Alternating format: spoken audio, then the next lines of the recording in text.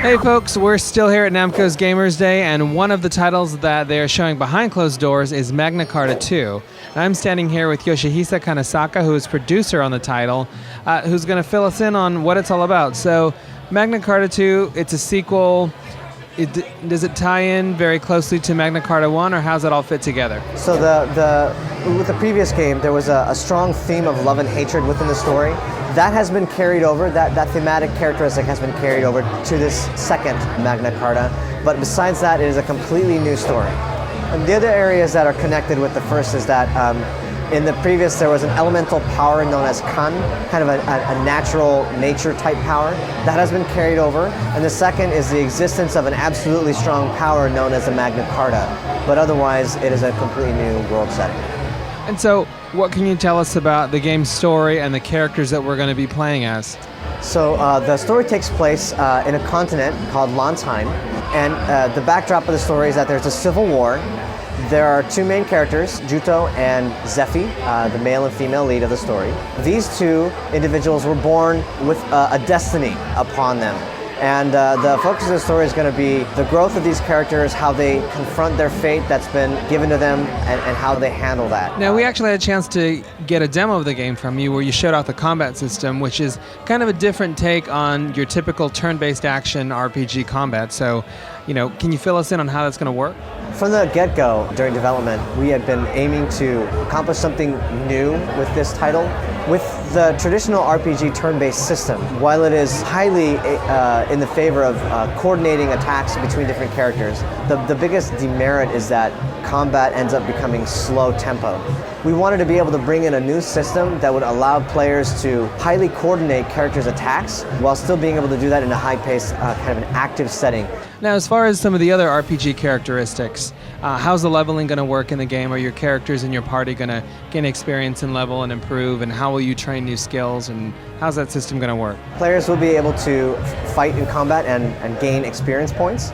And through that be able to level up their characters. As they're also fighting, they will also accumulate what's called skill points, and using that they will be able to acquire new skills and enhance skills by using these skill points. So in terms of the actual questing that you're going to be doing in the game, is Magnacarta II a very linear experience? Are there side quests? Is it open-ended? How's that all going to come together? The main story does take place in a linear fashion, but within this main story context, there are many sub-quests that players can be able to embark on, and it is completely up to them whether or not they want to embark on these side quests. There's all kinds of benefits that can be received, but the player can completely ignore them and continue on the main mission storyline, so it's up to the player as to whether or not they want to experience these. Now, in terms of your party, can you explain to us what the maximum number of people that you can have in your party? And, are you going to meet more people that you can have in your party at once, and how many? The party will be comprised of a maximum of 3 players. There will be a total of 6 different characters that the players can choose 3 out of in order to be in the party at one time. So one of our big questions is about the leveling in the game. Now, you've mentioned your party's going to earn experience, but since you can have more people basically in your group than you can have in your active party, how are you going to handle splitting the experience between the 2 types? The immediate 3 members that are in the current party will be receiving the full amount of experience points divided equally between the 3 of them. But the rest of the members that are in waiting will receive the experience points minus a small percentage. And last question kind of about the party system is, how much are you going to be able to customize the different characters in your party? Can you choose to make them specialists in certain skills or whatnot? So essentially there are 2 main areas of customization. The first is that players will be able to customize skills that each different character can achieve from 2 different types of skill sets for each character. They'll be able to acquire skills by purchasing these skill points as mentioned before. The second area of customization is that weapons can be customized. So you can essentially achieve customized weapons by obtaining weapons or obtaining items from monsters or through treasure. You can apply these items to a particular weapon and customize the ability of the weapon. All right, well, it sounds like there's going to be a lot to explore in the game. When is it coming out and what platform?